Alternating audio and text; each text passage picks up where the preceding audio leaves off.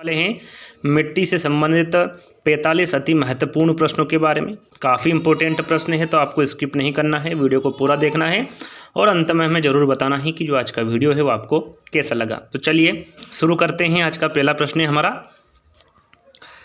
भारतीय कृषि अनुसंधान परिषद के अनुसार भारत में कितने प्रकार की मिट्टियाँ पाई जाती है। यदि डायरेक्टली भी पूछे कि भारत में कितने प्रकार की मिट्टियाँ पाई जाती है तो आपको पता होना चाहिए 8 प्रकार की मिट्टी पाई जाती है। कितने प्रकार की? 8 प्रकार की। काफ़ी इंपॉर्टेंट हैं। अब बात करते हैं कौन कौन सी मिट्टी पाई जाती है।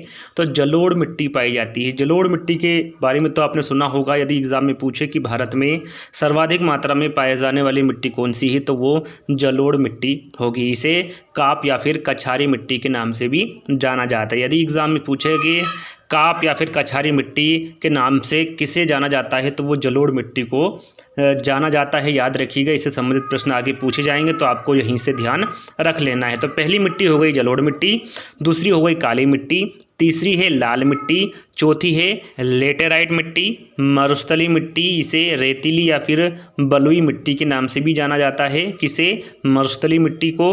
छठी है पर्वतीय या फिर वनी मिट्टी, सातवीं मिट्टी का नाम है पीट मिट्टी, जिसे जैविक मिट्टी भी कहा जाता है, और आठवीं है लवणी या फिर क्षारीय मिट्टी। ये 8 प्रकार की मिट्टी होती हैं जिसके नाम मैंने आपको बता दिए हैं, और ये भी बता दिया है कि इसमें से भारत में सर्वाधिक मात्रा में पाए जाने वाली मिट्टी कौन सी होगी तो वो जलोढ़ मिट्टी होगी। आगे इस प्रकार के प्रश्न पूछे जाएंगे, तो ये आपको ध्यान में रखना है।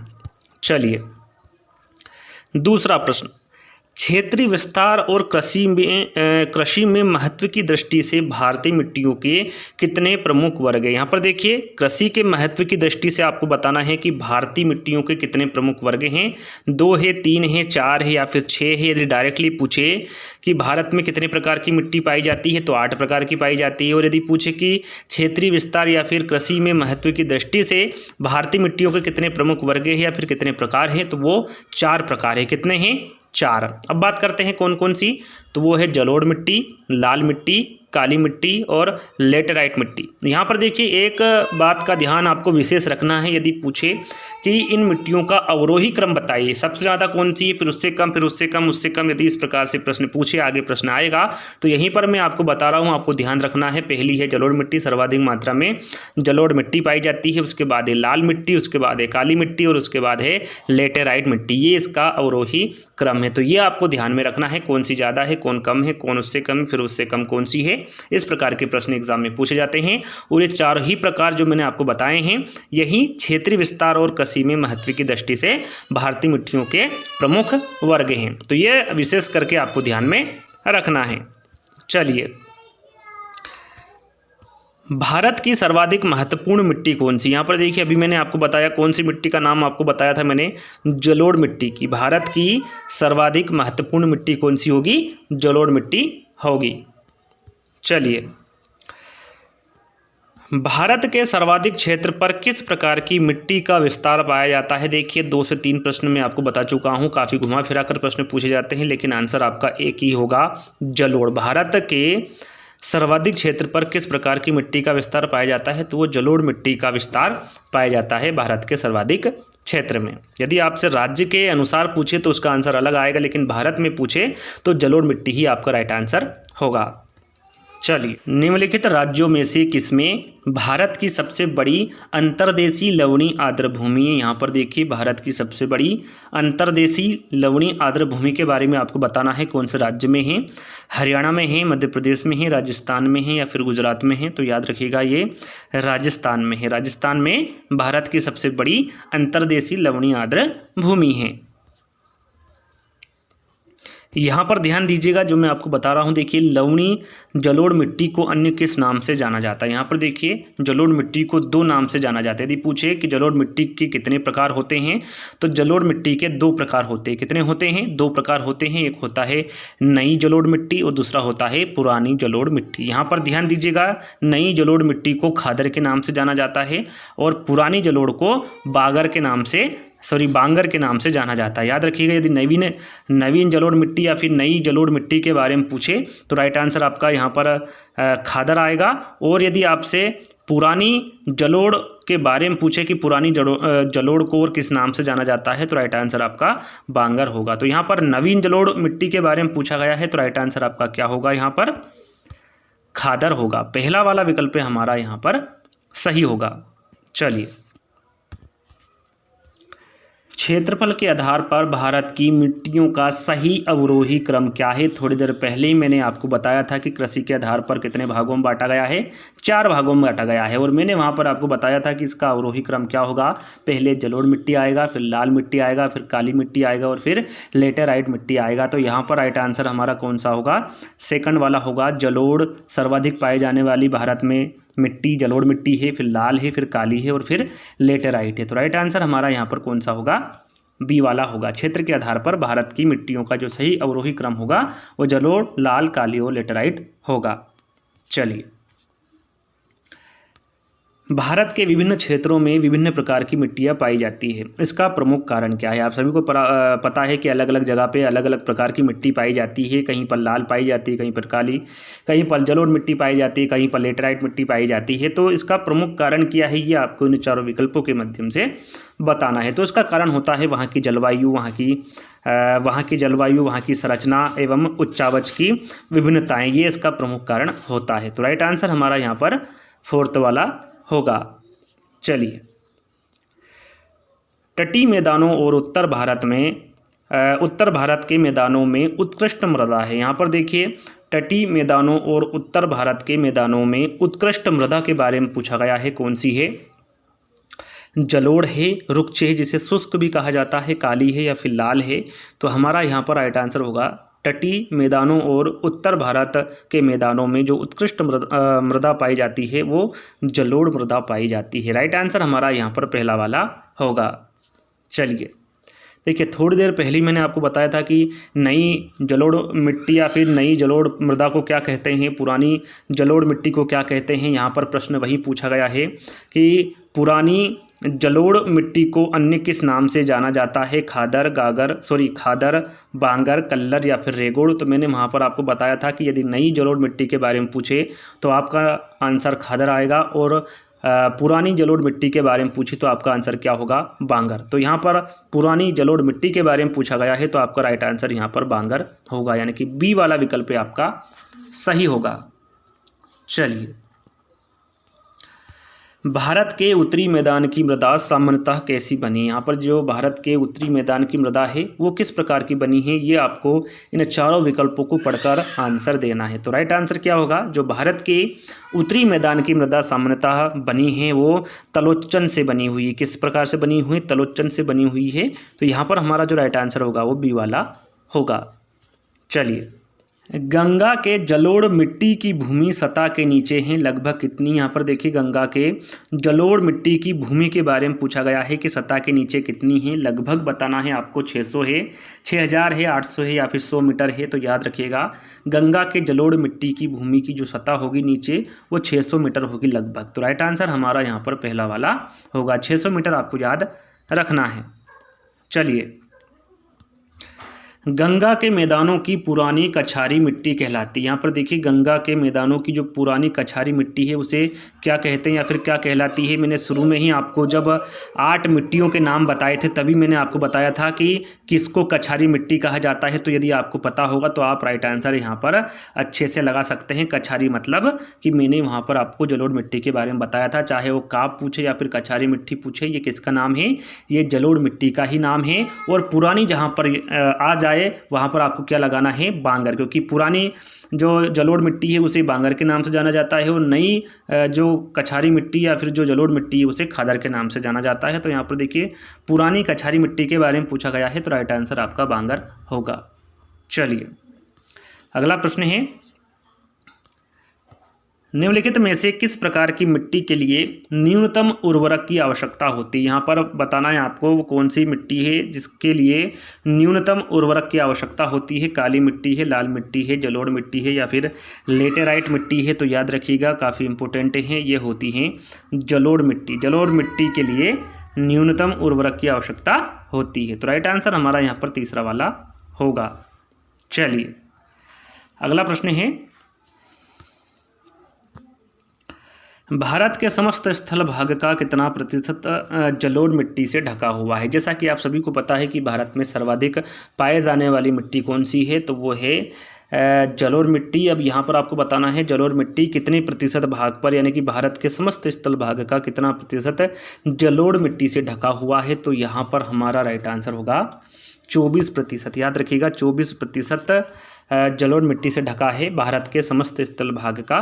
तो ये याद आपको रखना है, यदि प्रतिशत में पूछे तो 24% है। और भारत में सर्वाधिक मात्रा में पाई जाने वाली मिट्टी कौन सी होगी, तो वो जलोढ़ मिट्टी होगी। चलिए अगला प्रश्न है, जलोढ़ मिट्टी में जब बालू के कणों और चीका की मात्रा लगभग बराबर होती है तो उसे क्या नाम दिया जाता है? यहाँ पर आपको बताना है जो जलोढ़ मिट्टी है इसमें जब बालू के कण और चीका की मात्रा लगभग बराबर होती है तो उसे क्या नाम दिया जाता है? पूछा है। रेह, कल्लर, रेगुड़ या फिर दोमट। काफ़ी इंपॉर्टेंट हैं, तो याद रखिएगा उसे दोमट नाम दिया जाता है। क्या नाम देंगे उसको? दोमट नाम देंगे। जब बालू के कणों और चीकों की मात्रा लगभग बराबर होती है तो उसे दोमट नाम दिया जाता है। जलोढ़ मिट्टी के बारे में यहाँ पर बात हो रही है, तो राइट आंसर हमारा यहाँ पर 4th वाला होगा। चलिए, निम्न में से कौन सी मिट्टी प्रायद्वीपीय भारत में अधिकतम क्षेत्र में विस्तृत है? यहाँ पर देखिए आपको ध्यान देना है, पूछा गया है प्रायद्वीपीय भारत में, ना कि भारत में पूछा गया। मैंने आपको बताया यदि हमारे भारत के बारे में बात करें तो जलोढ़ मिट्टी होगी, लेकिन उसके अलग अलग क्षेत्रों की बात करें तो वहाँ पर हमारा राइट आंसर जलोढ़ मिट्टी नहीं होगा, अलग कोई सी भी मिट्टी वहाँ पर राइट आंसर हो सकता है। तो यहाँ पर प्रायद्वीपीय भारत में पूछा गया है कि प्रायद्वीपीय भारत में अधिकतम क्षेत्र पर विस्तृत मिट्टी कौन सी है? काली मिट्टी है, लेटेराइट मिट्टी है, लाल मिट्टी है या फिर जलोढ़ मिट्टी है? तो याद रखिएगा ये होगी काली मिट्टी। प्रायद्वीपीय भारत में अधिकतम क्षेत्र पर जो विस्तृत मिट्टी होगी वो काली मिट्टी होगी। तो राइट आंसर हमारा यहाँ पर पहला वाला होगा। चलिए अगला प्रश्न है, कपास की खेती के लिए सर्वोत्तम मिट्टी होती है। यहाँ पर देखिए कपास की खेती के लिए पूछा गया है कि सर्वोत्तम मिट्टी कौन सी होगी? काली मिट्टी होगी, लाल मिट्टी होगी, चिकनी मिट्टी होगी या फिर लेटेराइट मिट्टी होगी? काफ़ी इंपॉर्टेंट हैं, तो याद रखिएगा यदि कपास की खेती के लिए सर्वोत्तम मिट्टी के बारे में पूछे तो आपका राइट आंसर क्या होगा? काली मिट्टी। काली मिट्टी कपास की खेती के लिए सर्वोत्तम मिट्टी मानी जाती है। तो राइट आंसर हमारा यहाँ पर पहला वाला होगा। चलिए, लावा के प्रवाह से किस मिट्टी का निर्माण होता है? यहाँ पर आपको बताना है लावा के प्रवाह से वो कौन सी मिट्टी है जिसका निर्माण होता है? लाल है, काली है, जलोढ़ है या फिर लेटेराइट है? काफ़ी इंपॉर्टेंट प्रश्न है, तो यहाँ पर राइट आंसर होगा काली मिट्टी। याद रखिएगा लावा के प्रवाह से काली मिट्टी का निर्माण होता है। यहाँ पर राइट आंसर आपका बी वाला होगा। चलिए अगला प्रश्न है, काली मिट्टी का विस्तार पाया जाता है। यहाँ पर देखिए काली मिट्टी के बारे में पूछा गया है, जो इसका विस्तार है वो कहाँ पर पाया जाता है ज़्यादा? महाराष्ट्र में, मध्य प्रदेश में, गुजरात में या फिर इनमें से सभी में? तो जो काली मिट्टी का विस्तार पाया जाता है वो यहाँ पर महाराष्ट्र में भी पाया जाता है, मध्य प्रदेश में भी पाया जाता है और गुजरात में भी पाया जाता है। तो राइट आंसर आपका यहाँ पर इनमें से सभी होगा। 4th वाला विकल्प आपका यहाँ पर राइट आंसर होगा। चलिए, काली मिट्टी किस फसल की खेती के लिए सर्वाधिक उपयोगी होती है? थोड़ी देर पहले ही हमने जिक्र किया था, वो है कपास। कपास की खेती के लिए सर्वाधिक उपयोगी होती है काली मिट्टी। तो यहाँ पर हमारा राइट आंसर कौन सा होगा? बी वाला होगा। चाहे वो पूछे कि कपास के लिए कौन सी मिट्टी का उपयोग किया जाता है सर्वाधिक, तो वो काली मिट्टी है, या फिर प्रश्न को बदल दिया जाए कि काली मिट्टी किस फसल की खेती के लिए सर्वाधिक उपयोगी है, तो वो भी कपास के लिए ही होगी। राइट आंसर हमारा बी वाला होगा। चलिए, निम्नलिखित में से कौन सी मिट्टी जैव पदार्थों से भरपूर होती है? यहाँ पर जो जैव पदार्थों से भरपूर होती है मिट्टी उसके बारे में आपको बताना है। काली मिट्टी है, मखरली मिट्टी है, लाल मिट्टी है या फिर जलोढ़ मिट्टी है? तो यहाँ पर हमारा राइट आंसर होगा काली मिट्टी। याद रखिएगा जो काली मिट्टी होती है वो जैव पदार्थों से भरपूर होती है। तो यहाँ पर राइट आंसर आपका पहला वाला होगा। चलिए, देखिए काली मिट्टी के बारे में इतनी चर्चा हो ही गई है, तो यहाँ पर प्रश्न आपको असत्य कथन बताना है काली मिट्टी के बारे में। काली मिट्टी के संबंध में इन चारों विकल्पों में से कौन सा कथन असत्य है, इसके बारे में आपको बताना है। काली मिट्टी कपास की वृद्धि के लिए आदर्श होती है। यहाँ पर हम बहुत पहले ही इसके बारे में चर्चा कर चुके हैं कि काली मिट्टी कपास की वृद्धि के लिए आदर्श होती हैं। इसमें आर्द्रता को अधिक समय तक धारण करने की क्षमता होती है। बिल्कुल सही है, जो काली मिट्टी होती है इसमें आर्द्रता को अधिक समय तक धारण करने की क्षमता होती है। सूखने पर काली मिट्टी में दरारें पड़ जाती है। आपने देखा होगा काली मिट्टी को, जैसा कि आपके घर में जो बड़े बुजुर्ग होते हैं वो काली मिट्टी सिर में लगाते हैं, आपने देखा होगा, घर में रखी भी होगी, तो उसको देखना जब वो सूख जाती है तो उसमें दरारें पड़ जाती है। तो बिल्कुल सही है, सूखने पर काली मिट्टी में दरारें पड़ जाती है। चौथा विकल्प है इसकी जुताई अधिक करनी पड़ती है। तो ये नहीं, सही नहीं है। यहाँ पर पूछा गया था असत्य कथन, तो यहाँ पर जो असत्य कथन आपका होगा वो फोर्थ वाला होगा, इसकी जुताई अधिक नहीं करनी पड़ती है। तो यहाँ पर लिखा गया है कि अधिक करनी पड़ती है, इसलिए यहाँ पर जो राइट आंसर हमारा होगा वो फोर्थ वाला होगा, क्योंकि यहाँ पर असत्य कथन पूछा गया था। तो राइट आंसर आपका यहाँ पर फोर्थ वाला होगा। चलिए अगला प्रश्न है, किस मिट्टी का निर्माण बेसाल्ट चट्टानों के विखंडन से हुआ है। यहाँ पर देखिए प्रश्न को ध्यान से पढ़ना है, वो कौन सी मिट्टी है जिसका निर्माण बेसाल्ट चट्टानों के विखंडन से हुआ है। काली है, लाल है, लेटेराइट है या फिर जलोढ़ मिट्टी है। तो यहाँ पर आपका राइट आंसर होगा काली मिट्टी। याद रखिएगा, जो काली मिट्टी है इसका जो निर्माण हुआ है दोस्तों, ये बेसाल्ट चट्टानों के विखंडन से हुआ है। तो यहाँ पर भी आपका राइट आंसर काली मिट्टी ही होगा। चलिए, किस मिट्टी में कृषि के लिए सिंचाई की आवश्यकता नहीं होती है। यहाँ पर आपको बताना है वो कौन सी मिट्टी है जो कृषि के लिए सिंचाई की आवश्यकता नहीं होती है। लाल है, काली है, जलोढ़ है या फिर लेटेराइट है। तो यहाँ पर भी आपका राइट आंसर काली मिट्टी ही होगा। कृषि के लिए सिंचाई की आवश्यकता काली मिट्टी में नहीं होती है। तो राइट आंसर आपका क्या होगा, बी वाला होगा। चलिए, भारत में काली कपासी मिट्टी को किस स्थानीय नाम से जाना जाता है। यहाँ पर देखिए, भारत में तो उसे काली मिट्टी के नाम से जाना जाता है, लेकिन वहाँ के जो स्थानीय लोग हैं या फिर स्थानीय नाम है वो क्या नाम है, इसके बारे में आपको बताना है कि भारत में काली कपासी मिट्टी को किस स्थानीय नाम से जाना जाता है। तराई, बांगर, खादर या फिर रेगुड़। तो यहाँ पर देखिए, ना तो बांगर हो सकता है ना ही खादर, क्योंकि ये दोनों नाम तो किसके हैं, ये दोनों नाम तो जो जलोढ़ मिट्टी के हैं उसके हैं। यहाँ पर तराई और रेगुड़ दोनों में से आपका राइट आंसर होगा। तो तराई आंसर नहीं होगा, राइट आंसर आपका रेगुड़ होगा। याद रखिएगा, भारत में काली कपासी मिट्टी को रेगुड़ स्थानीय नाम से जाना जाता है। तो राइट आंसर आपका यहाँ पर फोर्थ वाला होगा। चलिए, निम्नलिखित में से किस मिट्टी के बारे में यहाँ कहा जा सकता है कि इसकी जुताई स्वतः होती रहती है। यहाँ पर आपको बताना है आप यहाँ किस मिट्टी के बारे में कह सकते हैं कि जो उसकी जुताई है वो स्वतः होती रहती है। लाल, काली, लेटेराइट या फिर जलोढ़ मिट्टी। तो यहाँ पर भी आपका राइट आंसर काली मिट्टी ही होगा। याद रखिएगा, काली मिट्टी के बारे में आप कह सकते हैं या फिर कहा जा सकता है कि इसकी जो जुताई होगी वो स्वतः होती रहती है। तो राइट आंसर आपका यहाँ पर बी वाला होगा। चलिए, अगला प्रश्न है,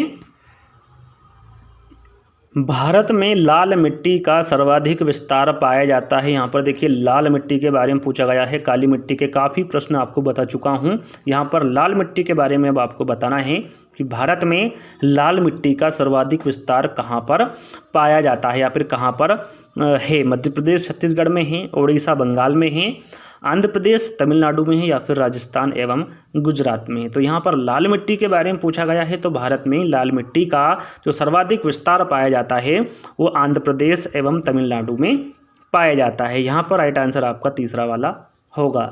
चलिए, अगला प्रश्न है, प्रायद्वीपीय भारत में क्षेत्रीय मृदा के निम्न प्रकारों में से कौन सा। यहाँ पर देखिए, क्षेत्रीय मृदा के बारे में आपको बताना है। प्रायद्वीपीय भारत में पूछा गया है, प्रायद्वीपीय भारत में क्षेत्रीय मृदा के निम्न प्रकारों में से कौन सा है। जलोढ़ मृदा, लाल और पीली मृदा, वन मृदा या फिर खारी मृदा। तो राइट आंसर आपका होगा लाल और पीली मृदा। यहाँ पर आपका जो राइट आंसर होगा वो बी वाला होगा। प्रायद्वीपीय भारत में क्षेत्रीय मृदा के जो निम्न प्रकारों में से होगा वो लाल और पीली मृदा होगा। राइट आंसर आपका यहाँ पर सेकंड वाला होगा। चलिए, अगला प्रश्न है, तमिलनाडु के 2/3 क्षेत्र पर किस मिट्टी का विस्तार पाया जाता है। यहाँ पर देखिए तमिलनाडु की थोड़ी देर पहले ही बात हुई थी 28वें प्रश्न में, तो आपको आंसर पता होगा। यदि 28वें प्रश्न को आपने ध्यान से सुना होगा तो यहाँ पर आप राइट आंसर लगा सकते हैं कि वो लाल मिट्टी है। वहाँ पर पूछा गया था जो लाल मिट्टी है वो सर्वाधिक कौन से राज्य में पाई जाती है, तो वहाँ पर तमिलनाडु और आंध्र प्रदेश मैंने आपको बताया था। तो यदि आपने उसको ध्यान से सुना होगा, समझा होगा, तो यहाँ पर राइट आंसर आप लाल मिट्टी लगा सकते हैं कि तमिलनाडु के 2/3 क्षेत्र पर लाल मिट्टी का विस्तार पाया जाता है। तो राइट आंसर आपका यहाँ पर पहला वाला होगा। चलिए देखिए यहाँ पर लाल मिट्टी से 2 से 3 प्रश्न आपको बता दिए गए हैं। अब आपको यहाँ पर असत्य कथन बताना है लाल मिट्टी के बारे में कि लाल मिट्टी के संबंध में कौन सा कथन असत्य है।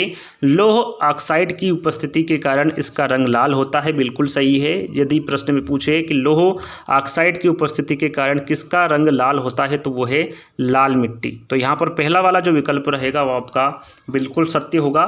दूसरा विकल्प है ये शुष्क और आर्द्र क्षेत्रों में पाई जाती है, तो बिल्कुल सही है, ये शुष्क और आर्द्र क्षेत्रों में पाई जाती है। तीसरा विकल्प है ये अधिकांशतः तमिलनाडु और आंध्र प्रदेश में पाई जाती है, तो इसके बारे में तो आपको बता चुका हूँ, बिल्कुल ये तमिलनाडु और आंध्र प्रदेश में ही पाई जाती है। यहाँ मिट्टी नदी घाटियों में पाई जाती है। जो लाल मिट्टी है दोस्तों, यह मिट्टी नदी घाटियों में नहीं पाई जाती है। अब बात करते हैं कि जब लाल मिट्टी नदी और घाटियों में नहीं पाई जाती है तो फिर कौन सी जो मिट्टी है वो पाई जाती है, तो वो है जलोढ़। याद रखिएगा, जो जलोढ़ मिट्टी है दोस्तों ये नदी घाटियों में पाई जाती है, ना कि लाल मिट्टी। तो यहाँ पर असत्य कथन पूछा गया था, तो आपका राइट आंसर 4th वाला होगा।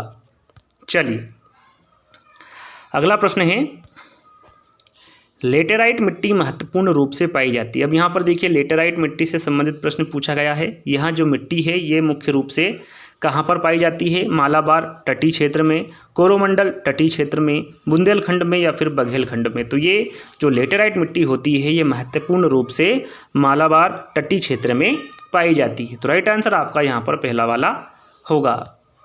चलिए अगला प्रश्न है किस मिट्टी में लोहे और एल्यूमिनियम की ग्रंथियां पाई जाती हैं। यहाँ पर देखिए वो कौन सी मिट्टी है जिसमें लोहे और एल्यूमिनियम की ग्रंथियां पाई जाती है, काली है, जलोढ़ है, लाल है या फिर लेटेराइट है।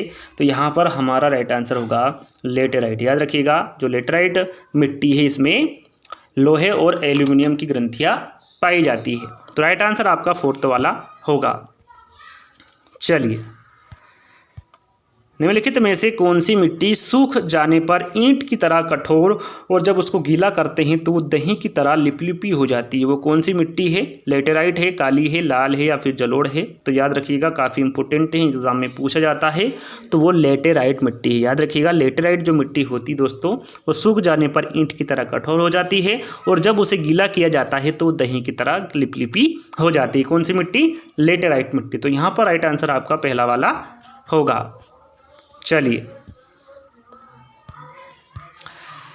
निम्नलिखित में से कौन सा कथन असत्य। यहाँ पर देखिए जो लेटेराइट मिट्टी है, सबसे पहले हमने जलोढ़ मिट्टी के बारे में सत्य असत्य कथन जाना, फिर उसके बाद लाल मिट्टी के बारे में, अब लेटेराइट मिट्टी के बारे में आपको बताना है कौन सा कथन असत्य होगा। लेटेराइट मिट्टी सामान्यतः अधिक वर्षा वाले क्षेत्रों में पाई जाती है, बिल्कुल सही है। जो लेटेराइट मिट्टी होती है वो अधिक वर्षा वाले क्षेत्रों में पाई जाती है। इस मिट्टी में मुख्यतः मोटे अनाज की खेती की जाती है, ये भी सही है। याद रखिएगा जो लेटेराइट मिट्टी होती है उसमें मुख्यतः मोटे अनाज की खेती ही की जाती है। इस मिट्टी में चाय की भी कृषि की जाती है, तो बिल्कुल सही। यदि एग्जाम में पूछे कि चाय की कृषि कौन सी मिट्टी में की जाती है तो वो लेटेराइट मिट्टी है। यदि वहाँ पर विकल्प दिया हुआ है तो आप राइट आंसर लगा सकते हैं। तो यहाँ पर पूछा क्या गया है, असत्य कथन पूछा गया है, तो वो होगा यहाँ एक क्षारीय मिट्टी है। तो जो लेटेराइट मिट्टी होती है दोस्तों वो क्षारीय मिट्टी नहीं होती है, लेटेराइट मिट्टी अम्लीय मिट्टी होती है। याद रखिएगा यदि पूछे कि जो लेटेराइट मिट्टी है वो किस प्रकार की मिट्टी है तो वो एक अम्लीय मिट्टी है। याद रखिएगा तो यहाँ पर असत्य कथन पूछा गया था, तो बी वाला विकल्प आपका सही होगा। चलिए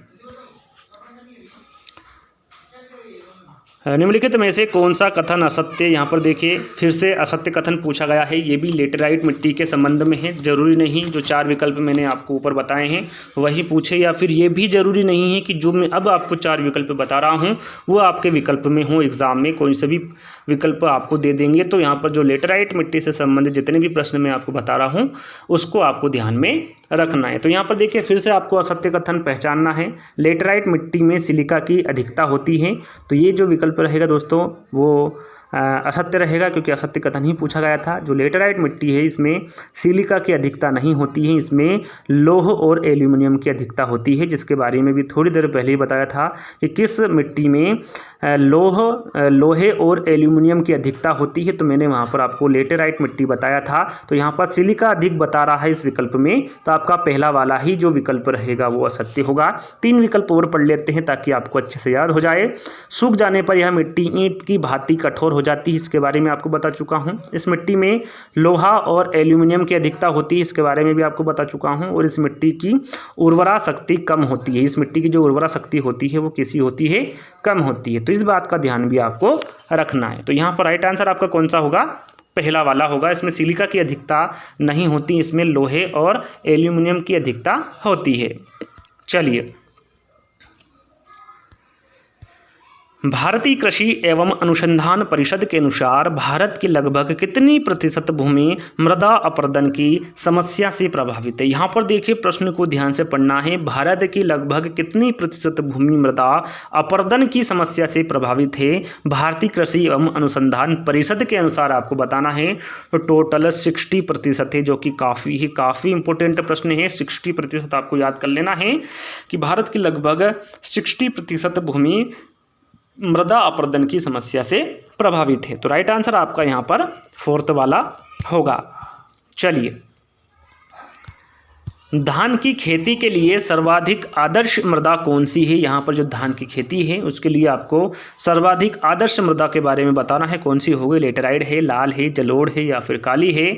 तो याद रखिएगा, जो धान की खेती होती है वो जलोढ़ मृदा में होती है। कौन सी मृदा में होगी, जलोढ़ मृदा में होगी, और यही सर्वाधिक आदर्श मृदा है धान की खेती के लिए, जलोढ़ मृदा। तो राइट आंसर आपका यहाँ पर 3रा वाला होगा। चलिए, छोटा नागपुर पठार पर अत्यधिक मृदा अपरदन के लिए उत्तरदायी। यहाँ पर देखिए, चाहे वो कोई सा भी पठार हो, चाहे वो कोई सा भी क्षेत्र हो, जो सबसे अत्यधिक मृदा अपरदन का कारण होता है वो वृक्षों के बड़े पैमाने पर कटाई ही होती है। तो राइट आंसर आपका यहाँ पर 4th वाला होगा। चाहे वो छोटा नागपुर के बारे में पूछे, चाहे वो आपका किसी भी क्षेत्र के बारे में पूछे, जो अत्यधिक मृदा अपरदन का कारण होता है वो वृक्षों के बड़े पैमाने पर कटाई ही होगी। तो राइट आंसर आपका यहाँ पर क्या होगा, 4th वाला होगा। चलिए, मृदा अपरदन रोका जा सकता है, कैसे रोका जा सकता है। तो जिसकी हम कटाई कर रहे हैं उसको रोककर और उसे ज़्यादा से ज़्यादा लगाकर, यानी कि वन रोपण द्वारा आप मृदा अपरदन को रोक सकते हैं। तो यहाँ पर राइट आंसर आपका 3रा वाला होगा। चलिए, अगला प्रश्न है, रेगुड़ नाम किसका है, इसके बारे में आपको बता चुका हूँ। लेटेराइट मिट्टी का है, काली मिट्टी का है, कछारी मिट्टी का है या फिर लाल मिट्टी का है। तो मैं जो रेगुड़ नाम है इसके बारे में बता चुका हूँ कि ये काली मिट्टी का नाम है, रेगुड़ नाम। तो राइट आंसर आपका यहाँ पर बी वाला सही होगा। चलिए, अगला प्रश्न है, रेगुड़ मिट्टी सबसे ज़्यादा है कहाँ पर है। रेगुड़ मिट्टी कह लीजिए या फिर काली मिट्टी कह लीजिए, थोड़ी देर पहले ही मैंने आपको बताया था, काली मिट्टी को ही रेगुड़ के नाम से जाना जाता है। कहाँ पर, स्थानीय जगहों पर। तो ये कहाँ पर है, महाराष्ट्र में है, तमिलनाडु में है, आंध्र प्रदेश में है या फिर झारखंड में है। तो याद रखिएगा, जो रेगुड़ मिट्टी सबसे ज़्यादा पाई जाती है वो महाराष्ट्र में पाई जाती है। कहाँ पर पाई जाती है, महाराष्ट्र में। याद रखिएगा, पहला वाला विकल्प आपका सही होगा। किस किस्म का मिट्टी में जिप्सम का प्रयोग करके उसे फसल उगाने में उपयुक्त बनाया जाता है, क्षारीय, अम्लीय, जलाक्रांत या फिर जीव मिट्टी में मटियार, जिसको क्ले भी कहते हैं, इसकी मात्रा अधिक हो। तो यहाँ पर आपका राइट आंसर होगा अम्लीय। यहाँ पर अम्लीय किस्म की मिट्टी में जिप्सम का प्रयोग करके उसे फसल उगाने के उपयुक्त बनाया जा सकता है। तो राइट आंसर आपका यहाँ पर बी वाला होगा, अम्लीय। चलिए, अगला प्रश्न है, किस प्रकार की मिट्टी में कार्बनिक पदार्थों की अधिकता होती है। यहाँ पर आपको बताना है वो कौन सी मिट्टी है जिसमें कार्बनिक पदार्थों की अधिकता होती है। पीट है, काली है, लेटेराइट है या फिर लाल है। तो याद रखिएगा, वह मिट्टी काली मिट्टी है जिसमें कार्बनिक पदार्थों की अधिकता होती है। तो यहाँ पर बी वाला विकल्प आपका सही होगा। चलिए, अंतिम प्रश्न है, मैंने आपको शुरू में बताया था टोटल कितने प्रश्न हैं, टोटल 45 है। तो यहीं पर जो आपकी मिट्टियों से जो प्रश्न बनते हैं वो 45 प्रश्न आपके यहीं पर समाप्त होंगे। अंतिम प्रश्न है, महाराष्ट्र में सर्वाधिक मात्रा में पाए जाने वाली उपलब्ध मृदा आपको बतानी है कौन सी है, जलोढ़ मिट्टी है, काली है, मरुस्थली है या फिर लाल है। तो इसके बारे में आपको पहले ही बता चुका हूँ, बहुत सारी जगह में इसका आपको बता चुका हूँ। तो ये कौन सी मिट्टी होगी, काली मिट्टी होगी। जो काली मिट्टी है दोस्तों, ये महाराष्ट्र में सर्वाधिक मात्रा में पाए जाने वाली मिट्टी है, काली मिट्टी। तो यहाँ पर बी वाला विकल्प आपका सही होगा। तो जो आज का वीडियो है दोस्तों, आपको कैसा लगा आपको कमेंट्स के माध्यम से बताना है। अच्छा लगे तो लाइक करना है, शेयर करना है और चैनल को सब्सक्राइब कर लेना है। तो जल्दी दोस्तों अगले वीडियो में जल्दी ही मिलते हैं दोस्तों, जब तक के लिए धन्यवाद।